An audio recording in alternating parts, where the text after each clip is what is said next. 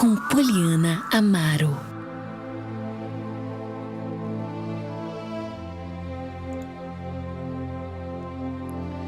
Muito bem, eu estou ao vivo pelo canal no YouTube da Rádio Mais FM 90.9, e hoje eu quero compartilhar com você que me acompanha pela Rádio Mais FM uma dose de fé da Palavra de Deus. Nós estamos na série Evangelhos e continuando aqui na parte 7 do Evangelho de Jesus segundo escreveu Mateus.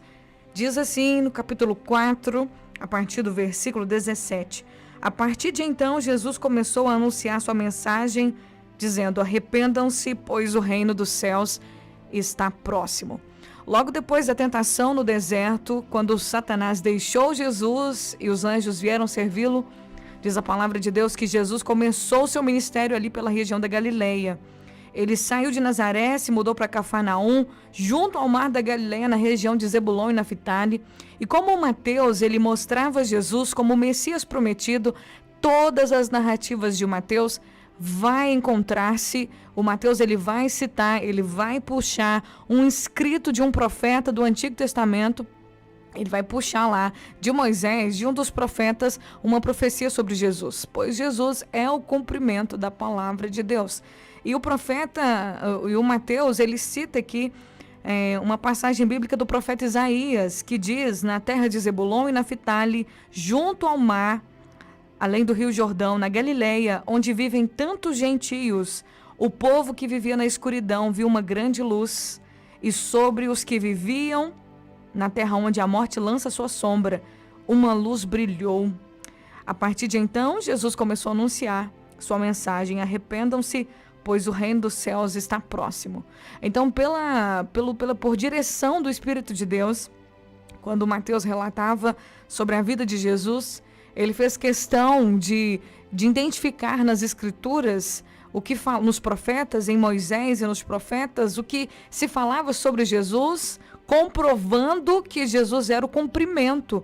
Ele era sim o Messias anunciado, o rei ungido, o descendente de Davi, que viria para libertar o povo de Israel dos seus pecados, libertar o povo de Israel da escravidão.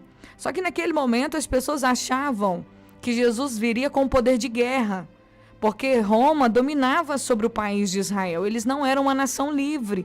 Há muitos anos eles não eram uma nação livre, eles viviam dominados por outros povos. Então eles queriam realmente uma liberdade, eles queriam independência, queriam ser um país independente. Então eles se enganaram sobre Jesus porque acharam que Jesus viria com força humana, que Jesus viria no modo humano, que ele viria para poder fazer guerra. Mas não, Jesus veio para um reino eterno, um reino que não tem fim, que nunca, jamais terá fim. E quando diz a palavra de Deus, eu acho tão lindo essa profecia de Isaías, que diz que Zebulon e Naftali, a terra junto do mar da Galileia, veria a luz, um lugar onde viviam tantos gentios. O povo que estava na escuridão veria uma grande luz, e aqueles que viviam sempre à sombra da morte, a luz brilharia para eles, porque é isso que Jesus faz quando ele chega nas nossas vidas. Ele vai vir onde tem luz? Não, Jesus vai vir onde tem trevas. Ele vai chegar no lugar da escuridão, no lugar onde não tem saída, ele vai chegar ali. E a região da Galileia, é até importante a gente entender, havia algumas divisões ali no país de Israel, no tempo de Jesus. Com certeza ainda existem essas divisões nos tempos de hoje, mas existia uma divisão ali, tanto que a Bíblia nos traz um relato que os samaritanos e Jesus, os judeus e os samaritanos não se davam muito bem, porque os judeus, eles eram praticamente a linhagem pura, eles eram a raça pura do povo de Israel, eles não se misturavam com os gentios, com os outros povos. No entanto, os samaritanos, as outras regiões eram mestiças. Os filhos, os descendentes de Israel, eles se casaram com os povos que haviam ali. Isso tudo aconteceu depois da divisão ali de Israel, quando o filho de Salomão, ele tomou posse, do reino. O reino foi dividido, e aí aquela parte de Israel, uma outra parte de Israel que ficou com com Jeroboão, começou a se misturar com os outros povos. Eles são Israel, mas eles são um Israel mestificado. Eles são um Israel misturado. Então as mulheres do povo de Israel casaram com o pessoal daquela terra. Então eles não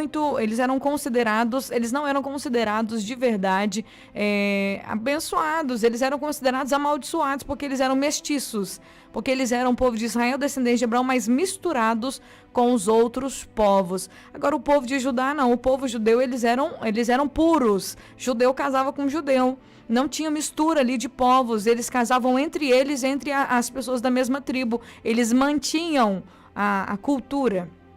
Mas Jesus diz, é interessante como a palavra fala que Jesus veio e iluminou a sua luz. Uma grande luz se acendeu na terra de Zebulon, porque Deus não olha essas coisas. Deus não olha se é do lugar B, se é do lugar C. Ele não olha, Jesus não olhou essas coisas. E ele se mudou de Nazaré para Galileia.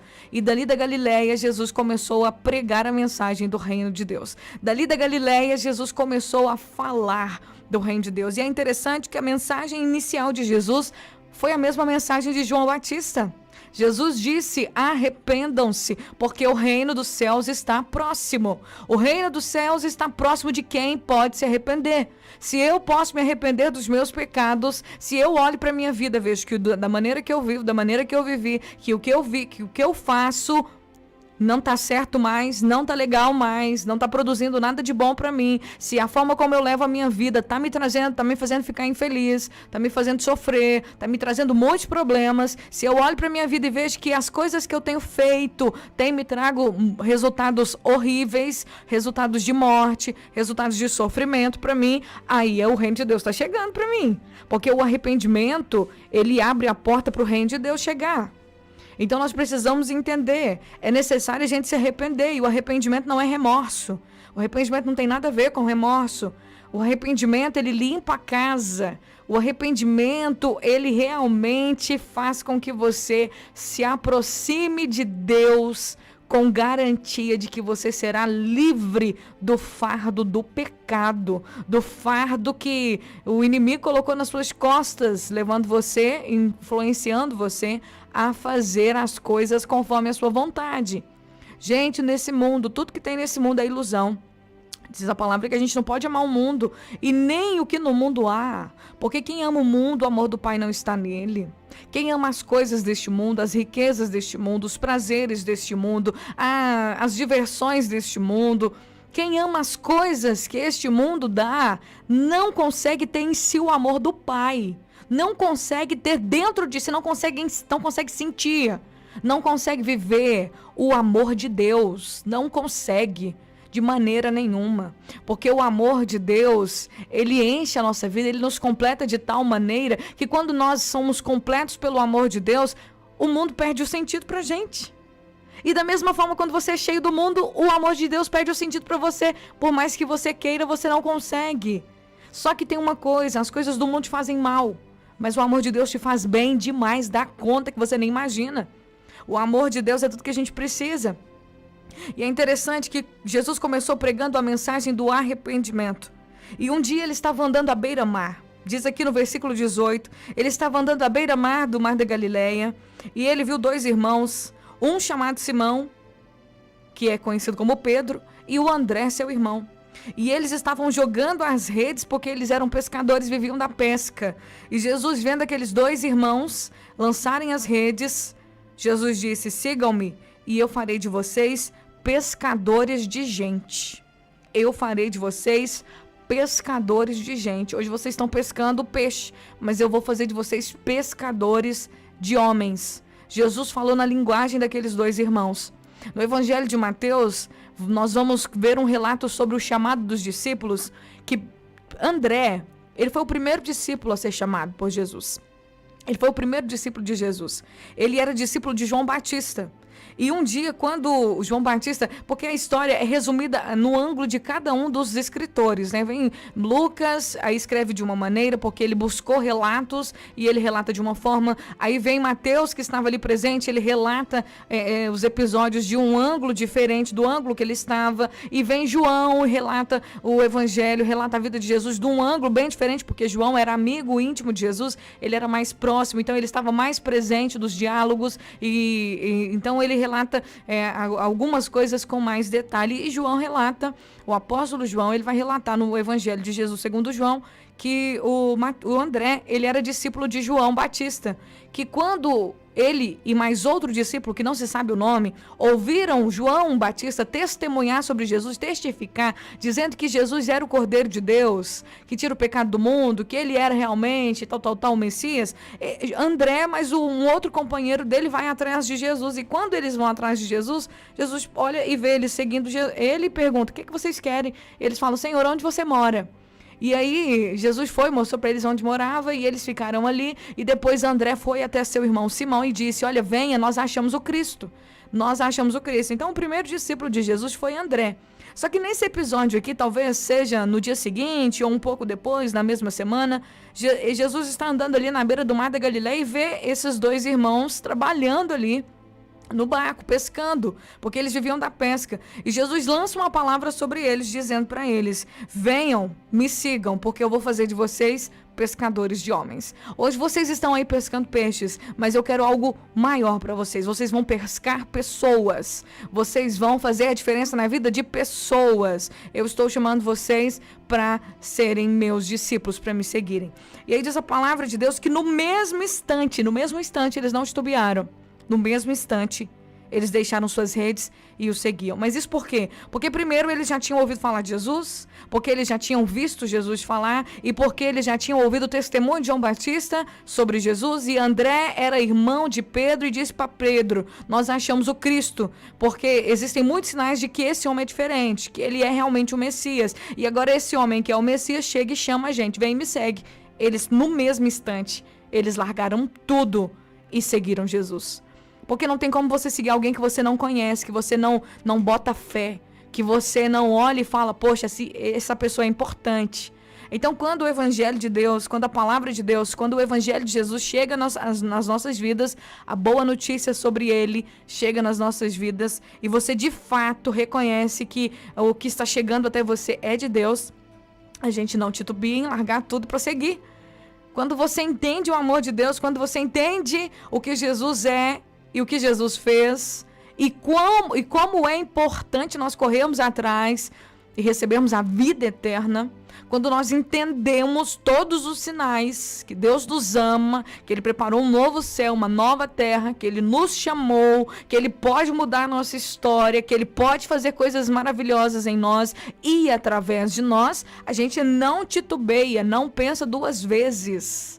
Larga tudo para seguir ele. No mesmo instante, aqueles dois irmãos largaram tudo. André e Pedro largaram tudo para seguir Jesus. Eles largaram o quê? Largaram a profissão deles. Eles largaram o barco deles, largaram as redes deles, largaram um dia de trabalho, largaram a sua vida normal, cotidiana. Era uma coisa que eles faziam todos os dias. Se eles estavam cansados da vida de pesca, não sei, pode ser que sim. Mas se eles queriam fazer parte de um projeto maior, de um propósito maior, e eles olharam para Jesus e encontraram isso, porque eu acredito que seja isso. Eu acredito que dentro daqueles homens, porque Deus não chama ninguém à toa. Você pode achar que é à toa, mas não é. Vamos lembrar de Eliseu, quando ele é chamado por Elias.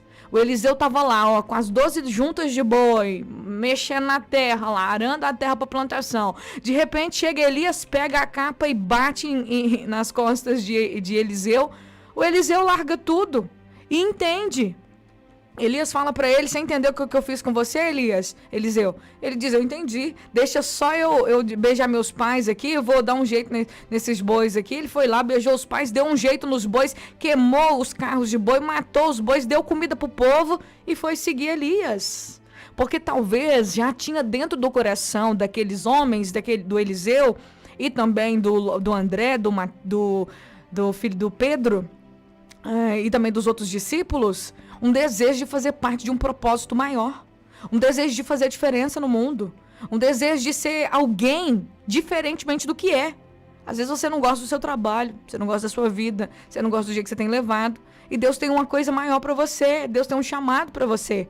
Então, quando Jesus ele chega e chama eles não titubeiam, eles largam tudo e vão segui-lo. Eu vou fazer de vocês pescador de homens. Tudo bem, já tô cansado de pescar peixe, tô cansado dessa vidinha normal. Eu quero te seguir, pronto, acabou. Eu vou. Eles deixaram tudo e seguiram Jesus. Com Eliseu foi a mesma coisa. Elias chama ele e ele larga tudo. Tô cansado dessa vida de ficar aqui todo dia de manhã cedo trabalhando aqui nessa terra, trabalhando nesse arado aqui e plantando. Não, eu vou deixar isso aqui para outras pessoas. Eu vou te seguir. Vou fazer parte de um propósito maior. E o Eliseu foi um dos profetas que mais realizou milagres no Antigo Testamento. Até depois de morto, o corpo dele fez milagres. A unção, o poder de Deus na vida dele fez milagres. E o que dizer dos apóstolos? Que milagres os apóstolos fizeram? Permitiram que o evangelho trouxeram, pregaram, fizeram com que o evangelho chegasse até nós. E Pedro, a sombra de Pedro curava. Então que propósito maior era esse? Era muito melhor largar a rede lá e os peixes, e largar a pesca, e largar a vida comum, para ter uma vida extraordinária. Esse que é o convite de Deus para nós. Largue sua vida comum, venha me seguir, que você vai ter uma vida extraordinária. Você vai viver coisas que você nunca viu, você vai ver coisas que você nunca viu, ouvir coisas que você nunca ouviu, fazer coisas que você nunca fez. Porque seguir Jesus é a garantia, a certeza de uma vida extraordinária e fora do comum. E aqui, para finalizar, logo adiante, Jesus também chama outros dois irmãos, Tiago e João, que estavam consertando as redes no barco do seu pai Zebedeu, e Jesus os chamou, e eles também o seguiram de imediato, deixando para trás o barco e o pai. Eles largaram tudo para seguir Jesus. Então, se Deus chama você, se a palavra de Deus vem ao teu encontro te chamando, é porque Deus quer que você saia do normal, do natural, do cotidiano para viver o extraordinário. Esses homens viveram o extraordinário, porque eles olharam para Jesus e viram que Jesus tinha uma vida muito melhor, algo muito maior para eles. Passaram por perseguições? Sim. Mas hoje eles estão ali, dormindo, aguardando o dia da ressurreição para receber a coroa da vida.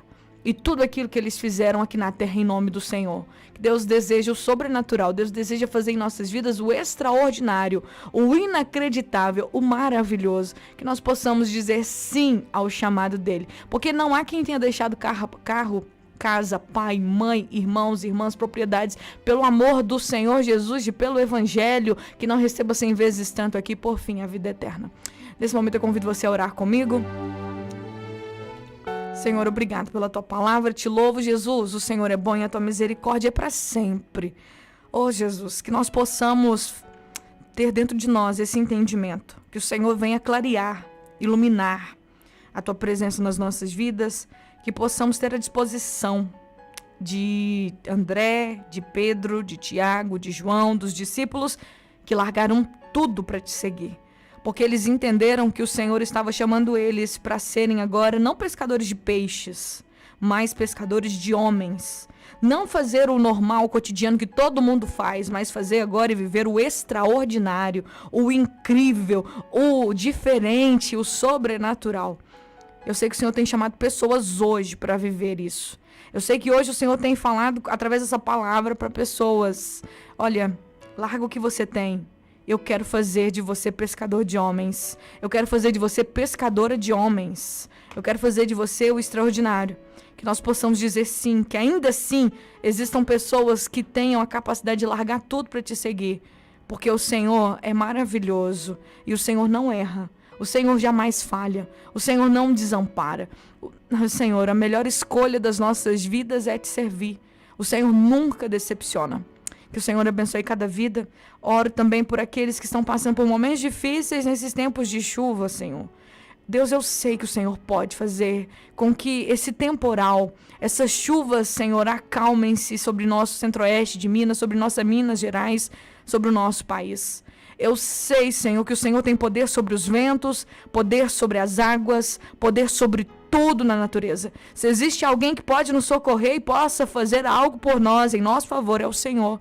E no nome do Senhor Jesus Cristo eu oro pedindo ao Senhor, tenha misericórdia de nós.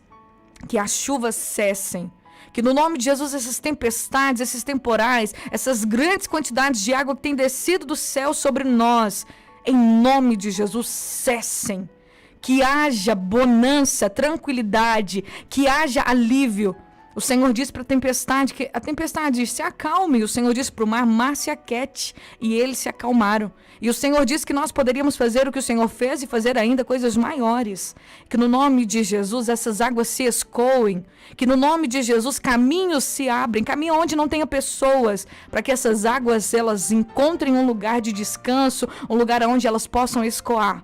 E que no nome de Jesus as chuvas que têm, Senhor, realmente trazido transtornos, chuvas que têm trazido estragos, que têm trazido perdas físicas, que essas chuvas cessem no nome de Jesus. Que haja paz sobre nós, que haja paz sobre nossa cidade. Abençoe cada prefeito, abençoe Senhor, cada uma das pessoas que tem trabalhado no governo, Senhor, da nossa Minas Gerais, nos governos aqui das cidades atingidas. Abençoe a vida deles, capacita-os, dê inteligência e sabedoria para que eles possam ajudar a população a, Senhor, recuperar aquilo que precisa ser recuperado. Abençoe os lares, as casas, as famílias. Em nome de Jesus, nós oramos e te agradecemos. Amém e amém.